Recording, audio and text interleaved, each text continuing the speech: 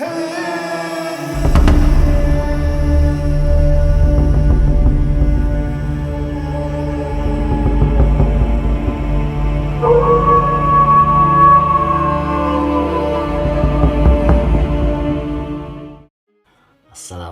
warahmatullahi wabarakatuh.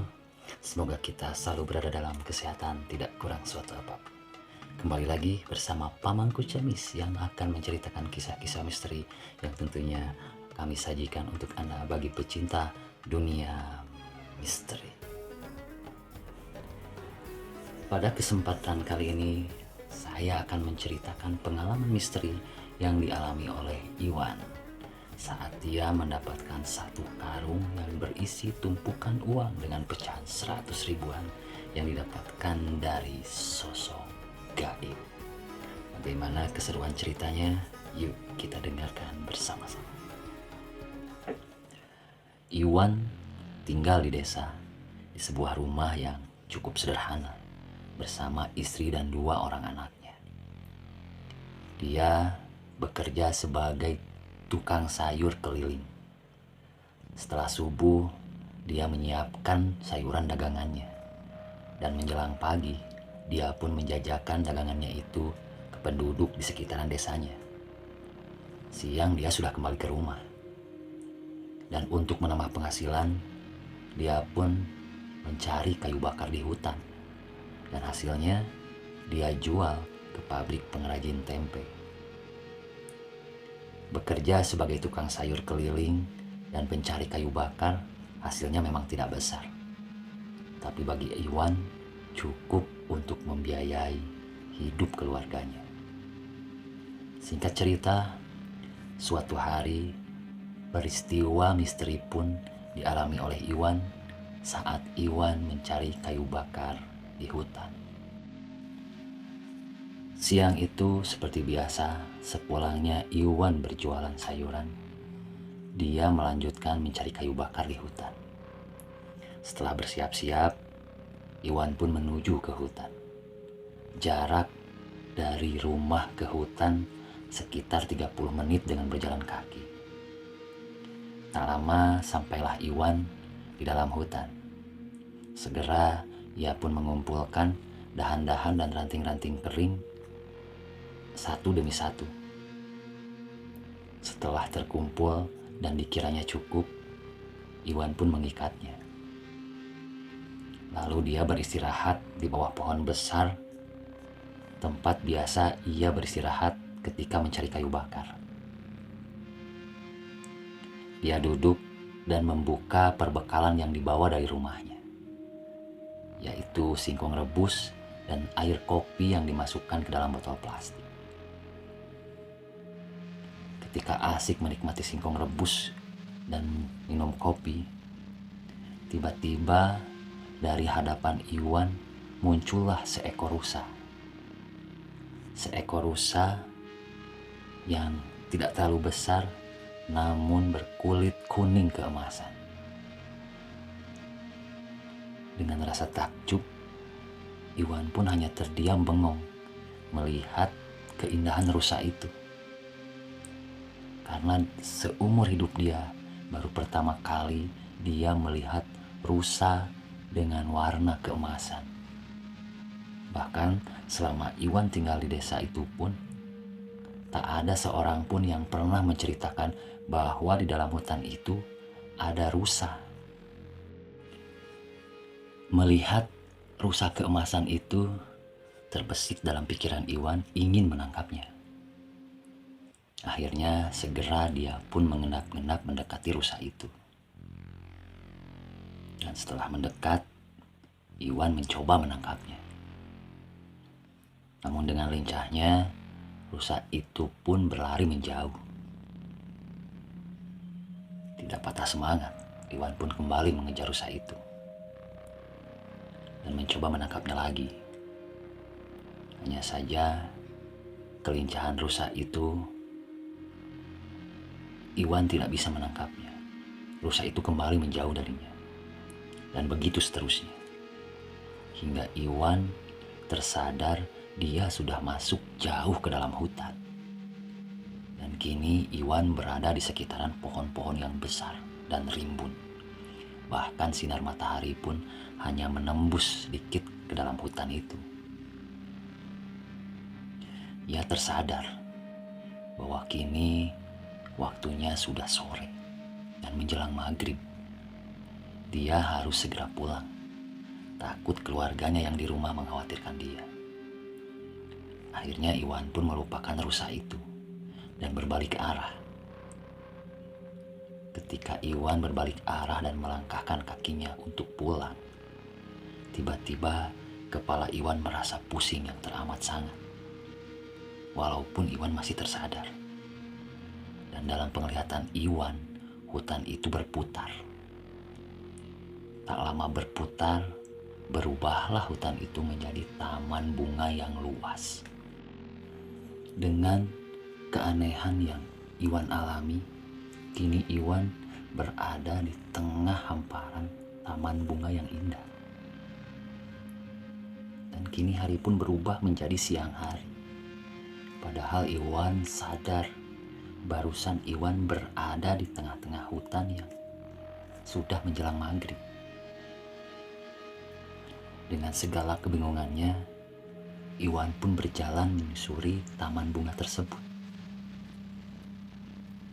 Tak lama, jauh di hadapan Iwan terlihat istana yang sangat megah. Dan Iwan pun memberanikan diri untuk mendekatinya. Saat Iwan berada di halaman istana itu, Iwan merasa takjub karena bangunan istana itu terbuat dari emas. Dan aksesoris-aksesoris pintunya terbuat dari berlian. Di dekat halaman Iwan berdiri, terdapat patung rusa juga terbuat dari emas. Iwan mengamati istana tersebut. Tak lama muncullah dari dalam istana 2 orang wanita cantik dengan menggunakan pakaian seperti zaman kerajaan dulu. Wanita-wanita cantik itu menghampiri Iwan dan mengeluarkan aroma yang sangat wangi. Wangi menyegarkan, dan belum pernah selama hidupnya Iwan mencium bau wangi yang dikeluarkan oleh wanita-wanita cantik itu. Saat kedua wanita cantik itu berada di hadapan Iwan, segera mereka mempersilahkan Iwan masuk dan berkata, "Silahkan masuk, kamu sudah ditunggu oleh Kanjeng." Dalam kebingungan, Iwan pun mengikuti kedua wanita cantik itu masuk ke dalam istana. Di dalam istana, Iwan melihat ketakjuban yang sangat luar biasa. Karena benda-benda yang ada di dalam istana itu semuanya terbuat dari emas dan berlian. Dan akhirnya Iwan pun dipersilahkan masuk ke dalam sebuah ruangan yang sangat besar. Saat di dalam ruangan itu, terlihatlah di depan Iwan sosok seorang laki-laki tampan yang sangat berwibawa, layaknya seorang raja. Dan tak lama, kedua wanita cantik itu membawa 3 karung berisi barang-barang yang sangat berharga dan disimpannya di hadapan Iwan.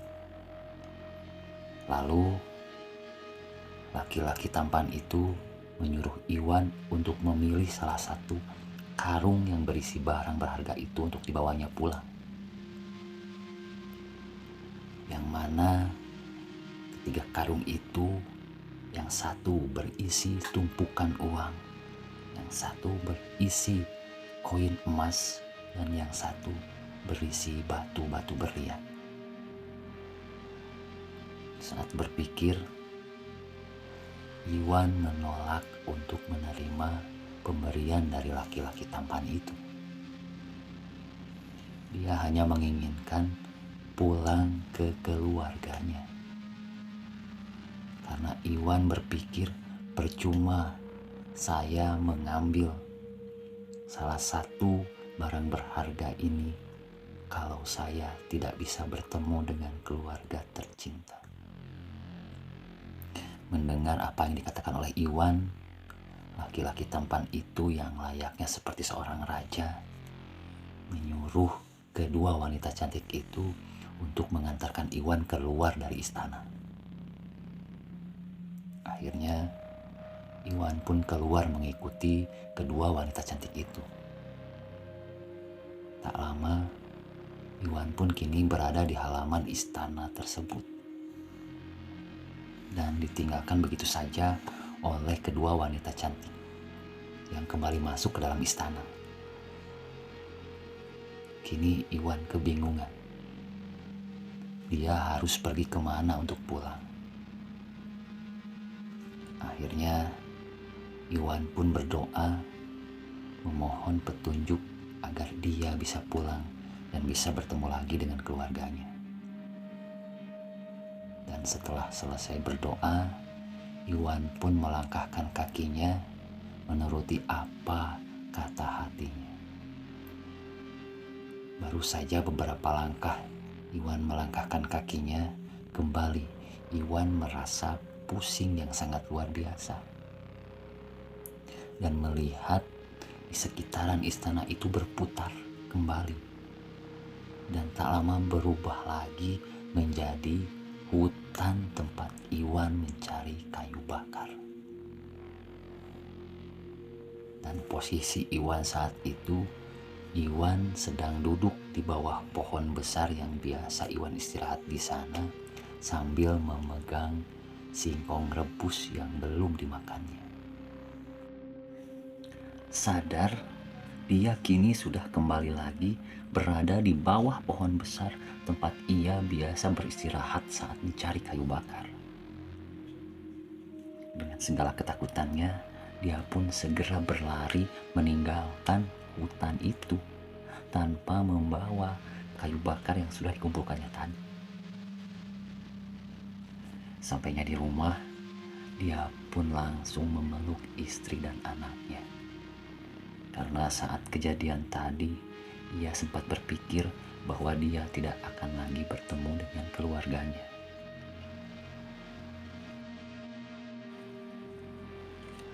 Lalu, segera Iwan pun bersih-bersih mandi. Dan setelahnya, dia pun merasa lelah dengan apa yang telah dialaminya tadi. Waktu sudah menunjukkan jam 9 malam. Akhirnya Iwan pun tertidur. Saat terlelap tidur, dia terbangunkan oleh suara ketukan pintu dari luar. Sontak saja Iwan terbangun dan melihat istri dan anak bungsunya sudah tertidur di sampingnya. Segera Iwan beranjak keluar kamar dan melihat putra sulungnya yang juga sudah tertidur di kamar yang satunya lagi. Saat melihat jam, waktu sudah menunjukkan jam 2 pagi. Lalu Iwan pun segera membukakan pintu rumahnya. Saat membuka pintu rumah, tiba-tiba di hadapan Iwan berdiri seekor rusa keemasan dengan membawa bungkusan karung yang diikat dengan tali warna hijau. Iwan pun sangat kaget melihat sosok rusa keemasan itu ada di hadapan Iwan dan dia bisa bicara seperti manusia. Rusa itu berkata, "Ini ada titipan dari Kanjeng untuk kamu pergunakan." Setelah berbicara seperti itu, rusa pun itu menghilang dari hadapan Iwan. Iwan yang begitu ketakutan hanya bisa melihat ke depan dengan tatapan kosong. Tak lama Iwan pun tersadar dan bungkusan karung itu masih ada di hadapan Iwan. Akhirnya dia pun segera membawa bungkusan karung itu masuk dan disimpannya di meja. Iwan tidak berani membukanya. Dia hanya melihat saja sambil berpikir apa isi bungkusan karung ini. Lama berpikir, akhirnya Iwan pun memberanikan diri untuk membuka bungkusan karung itu yang diikat oleh tali warna hijau. Pelan-pelan dia buka, dan saat dibuka, Iwan terkaget lagi ketika melihat bungkusan karung itu ternyata isinya adalah tumpukan uang dengan pecahan 100 ribuan. Hanya saja di atas uang itu terselip sebilah keris. Dan Iwan tidak berani memegangnya. Dia hanya melihat saja. Saat Iwan membuka bungkusan karung itu dan melihat sebilah keris, tiba-tiba muncullah kembali di hadapan Iwan sosok laki-laki tampan yang gagah dan berwibawa seperti layaknya seorang raja kembali ada di hadapan Iwan. Dan dia pun berkata pada Iwan, "Itu untukmu. Pergunakanlah itu untuk kebaikanmu. Dan jika itu kamu gunakan untuk yang tidak baik, maka keris itu yang akan bicara padamu." Tak lama setelah sosok tampan, gagah, yang layaknya seperti seorang raja itu menghilang dari hadapan Iwan, Iwan pun sangat ketakutan, hingga keringat dingin pun mengucur di seluruh badannya. Segera ia pun mengikat kembali bungkusan karung itu dan menyembunyikannya di sebuah peti tempat pekakas yang biasa Iwan simpan. Itu dilakukan Iwan agar semua orang tidak mengetahuinya, bahkan istri dan anaknya. Beberapa hari kemudian, kini Iwan selalu gelisah, mencoba mencari tahu apa makna yang dikatakan oleh sosok tampan itu.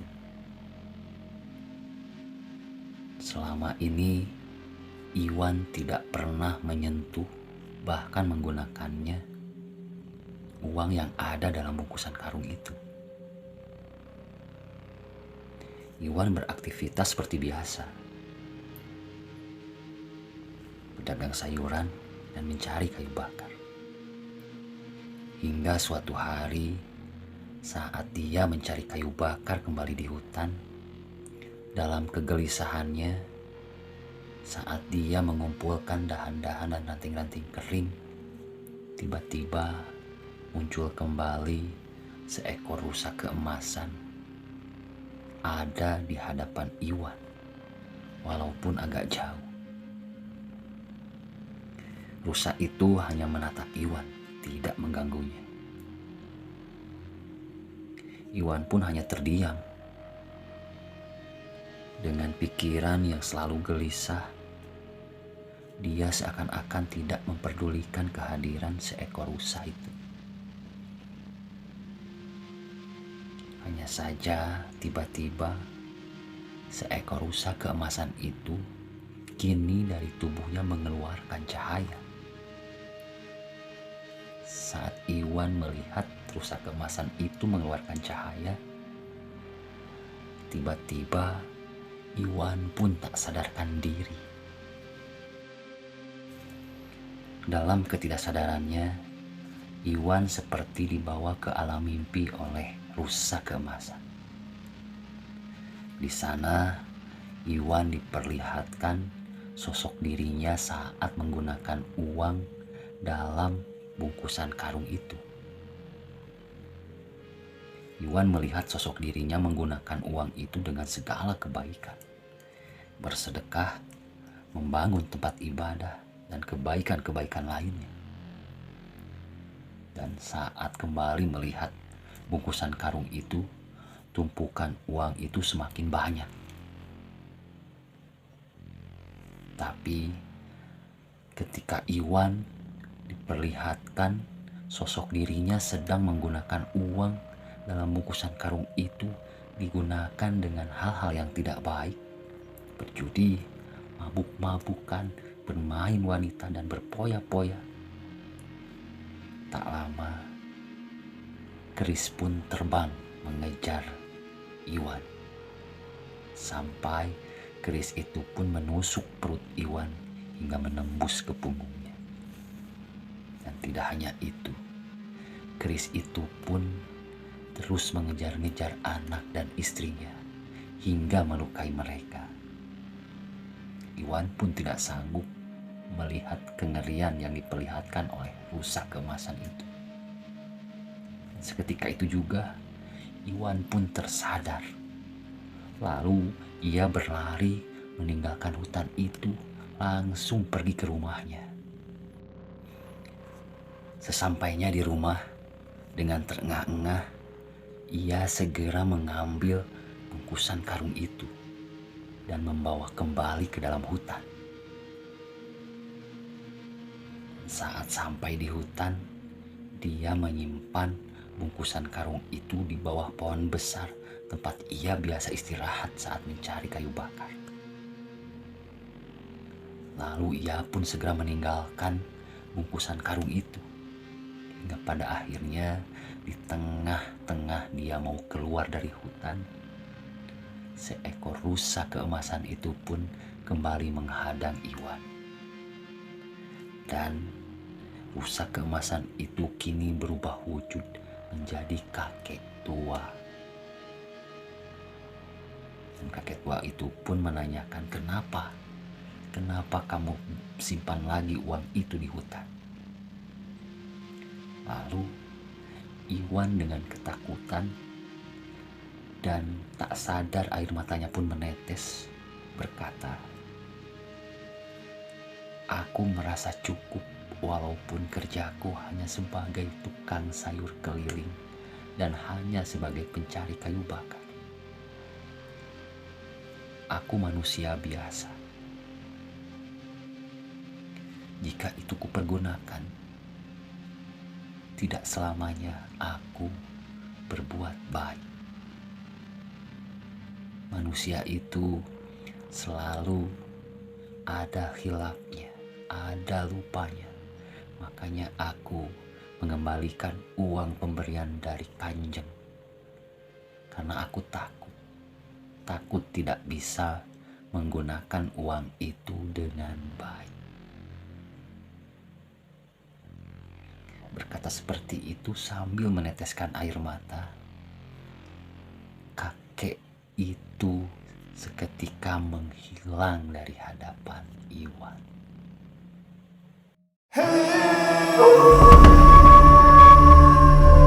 Demikianlah cerita misteri, cerita pengantar tidur. Mudah-mudahan dari cerita ini bisa diambil hikmahnya dan menjadi hiburan bagi Anda pecinta dunia misteri. Dan nantikanlah cerita-cerita pemangku cermin selanjutnya. Terima kasih. Assalamualaikum warahmatullahi wabarakatuh.